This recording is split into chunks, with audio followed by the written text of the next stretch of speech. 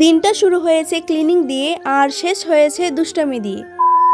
Hi everyone, welcome back to another new blog. আমি মনীষা। কেমন আছো তোমরা সবাই? আশা করি সবাই ভালো আছো। তো এটা আমার 30 ডেজ ব্লগ চ্যালেঞ্জের থার্ড ডে। তো আমার ব্লগগুলি তোমাদের কীরকম লাগে অবশ্যই বলবে, খারাপ লাগলেও বলবে আর ভালো লাগলেও বলবে, আর কোন জায়গাগুলো একদমই বোরিং ফিল হয় তোমাদের সেটাও বলবে। আর না বললে দেখো আমি বুঝতে পারবো না, বললে আমি ওই জায়গাগুলো একটু ইমপ্রুভ করতে পারবো, তাই না? তো আজকে আমাদের বাড়িতে আসবে অতীত। কে আসবে পুরো ভিডিওটা দেখতে থাকো। পুরো ভিডিও না, কিছুক্ষণ পরেই তোমরা জানতে পারবে যে কে আসবে আমাদের বাড়িতে।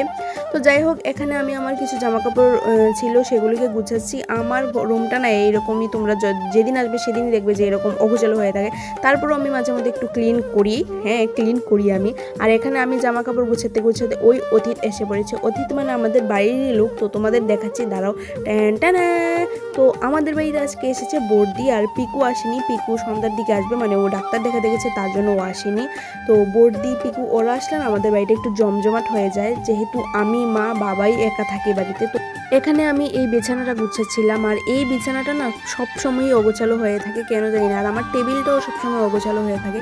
আমি যতবারই টেবিল গুছাই প্রত্যেকটা দিন এইরকম হয়ে যায়, কেন আমি বুঝি না। কিভাবে যে হয়ে যায় আমি কিছুই বুঝি না। আমি জানি না কেন, ভয়েস ওভারই হোক বা এমনিতে কথাই বলি না কেন, মানে আমি তো আর ওয়ার্ডটা যে কতবার ইউজ করি, মানে এটা আসলে অভ্যাস হয়ে গেছে। কিছু কিছু ওয়ার্ড আছে যেগুলো আমি বারবার রিপিট করি।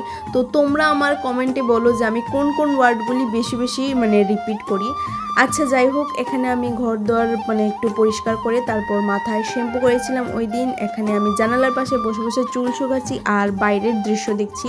মানে বৃষ্টি পড়ছিল, হালকা বৃষ্টি পড়েছিল এর আগে, তার জন্য ওয়েদারটা এত ভালো লাগছিল। মানে বৃষ্টি পড়ার যে পরের মানে ওয়েদারটা আছে না, নেচারটা এত ভালো লাগে।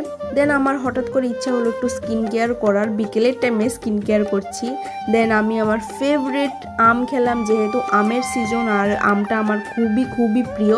তো তোমাদের কাদের কাদের আম খেতে ভালো লাগে অবশ্যই আমাকে জানিও। তারপর মা বেলের শরবত বানিয়েছিল, যেটা খাওয়ার পর একদম রিফ্রেশিং লাগছিল, আর বেলের শরবতটা দারুণ হয়েছিল। আমার তো বেলের শরবত খুবই প্রিয়, আর এই গরমের মধ্যে তো এগুলি খাওয়া ভীষণই ভালো। তো এখানে আমি বেলের শরবত খাচ্ছি আর বর্দিও খাচ্ছে। তারপরে এখানে আমরা খেয়ে দিয়ে একটু গল্প টল্প করছিলাম, আর সন্ধ্যার দিকে পিকু এসে পড়েছে। আর পিকু আসবে মানেই তো পিকুর সাথে আমি দুষ্টামি করব।